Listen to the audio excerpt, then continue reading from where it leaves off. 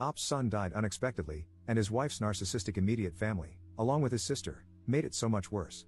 Editor's note: Op made 2 original posts, one about his mother-in-law and the other about his sister, that add context to the whole story. Both have been included before the first update.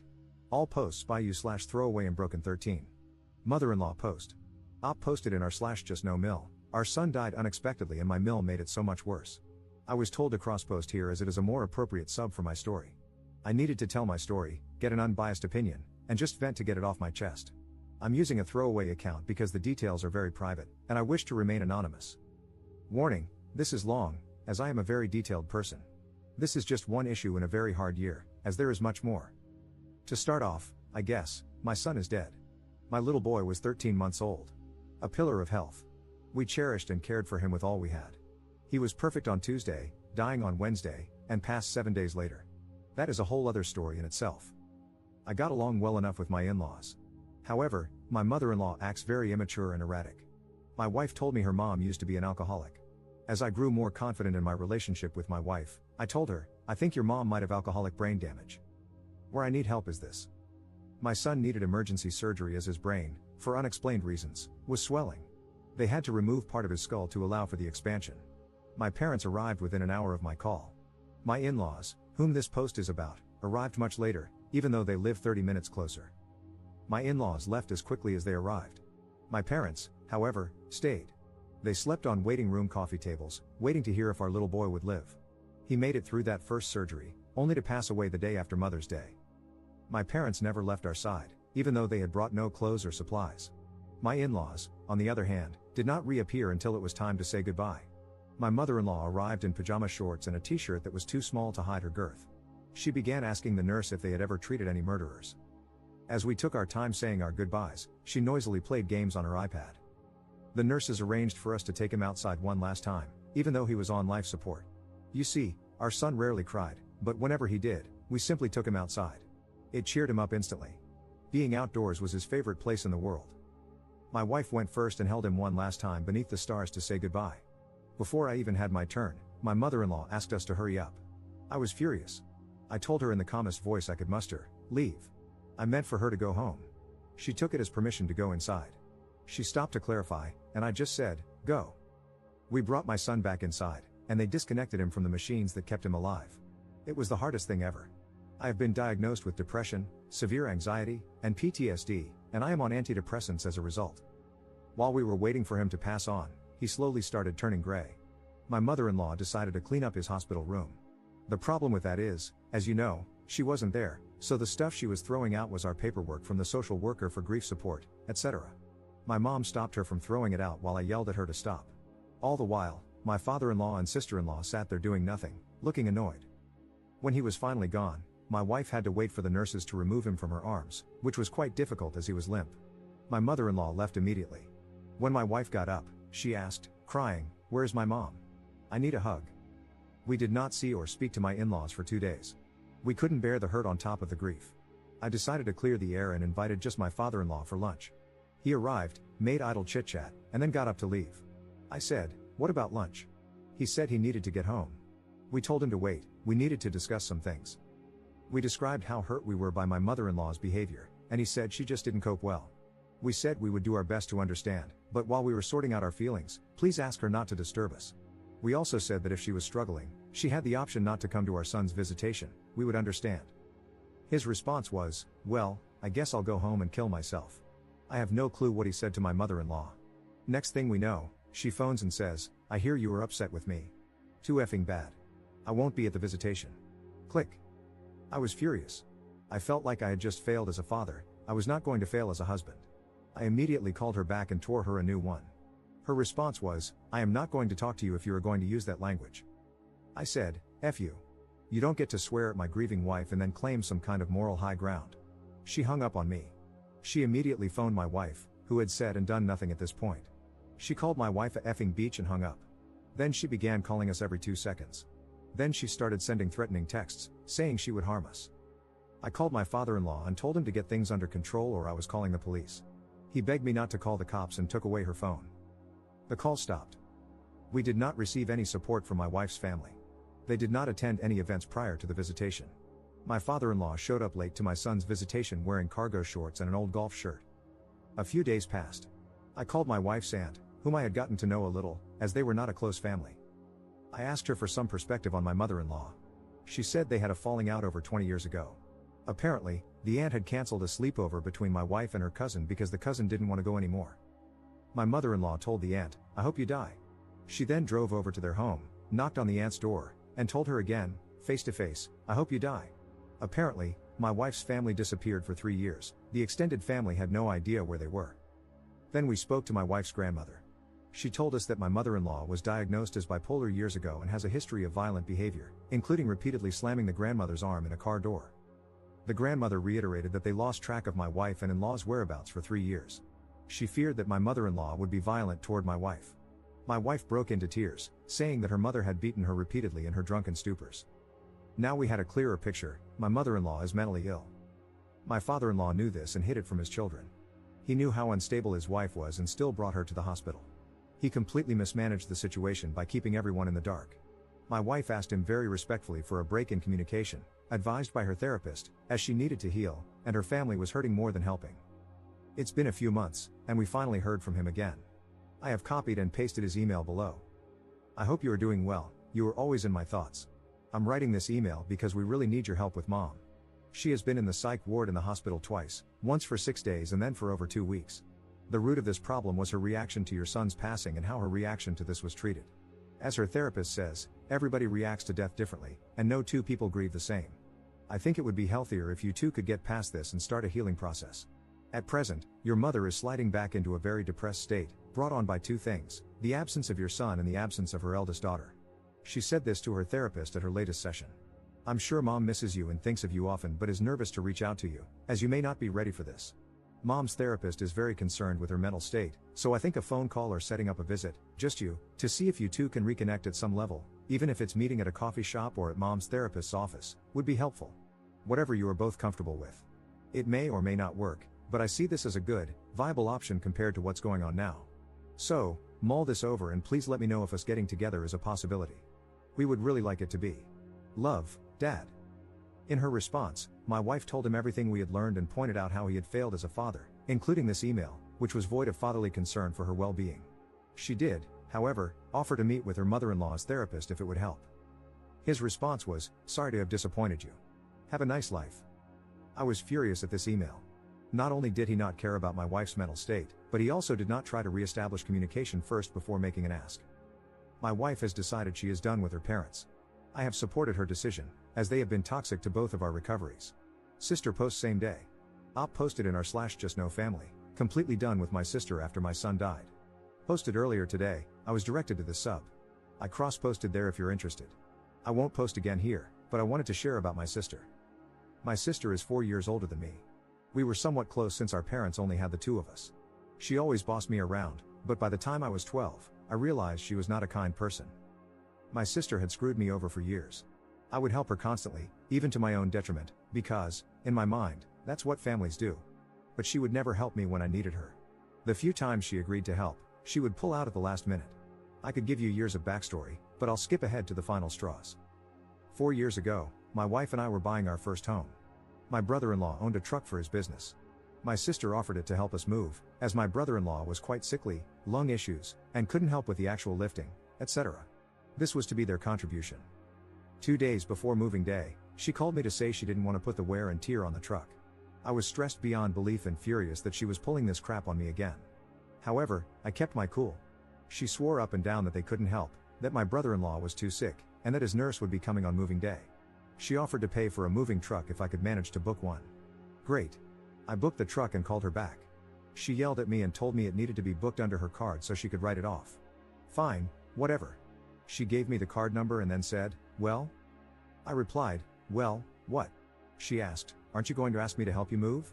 In my head, I was going, WTF? She had spent months telling me they couldn't help, including in this very conversation. I replied, "No." She lost it again and accused me of just using her for her money. At that point, I had enough and said, "You know what? If you think that little of me, the truck is already booked under my credit card. I'm good." I hung up and didn't speak to her for 2 years. What brought me back into the fold was that my brother-in-law was dying. I decided that, As crappy as she was, everyone deserves family. I reached out and asked if she needed anything.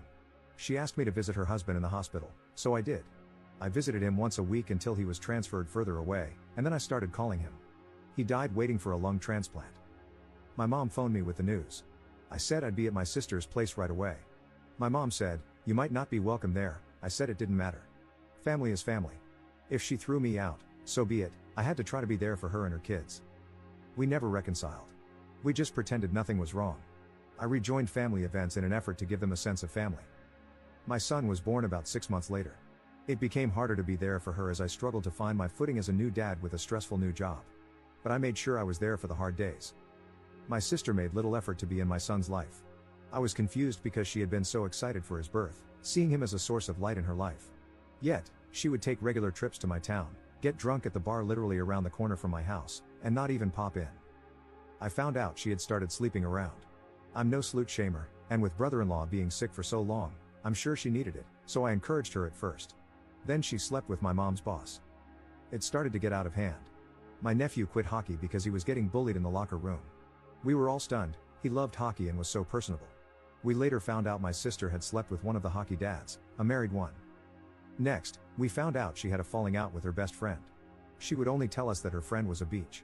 We later learned from the best friend that they had fought over my sister's new boyfriend. She didn't like him. He was a substance dealer. We have family in law enforcement, so we had him looked up. Sure enough, he had been charged as recently as 2016 but got off on a technicality. He also had a suspended license but was driving her car around with her kids in it. Things were very tense between the family and her. Then my son died. She made an effort while he was in the hospital, but once he was gone, so was she. She blew off his celebration of life with no explanation or contact. I mustered the strength to attend her son's grade 8 graduation the following week. She refused to sit with us or even speak to us. I stopped talking to her after that. She texted me last month, saying she was giving me space, her spin on ignoring me. I told her she had let me down, and she was dismissive. I told her off and blocked her number. I'm done with her for good this time. Turns out she was pregnant with the substance dealer's baby. She named it after her dead husband. I joke with my therapist that my life has become some Jerry Springer crap. I texted my nephew when I thought it was safe to do so. She often takes his phone, reads his messages, and sometimes even texts back pretending to be him. I told him I loved him and that, even though I was out of his mom's life, I was not out of his. I assured him I would always have his back if he ever needed it and that my door was always open. I have a feeling he will be needing it. I heard from my mom that he told my sister to F off last week. Please don't think my nephew is disrespectful. He is an upstanding young man who attends Christian school. He has suffered so much, and he has had enough of her.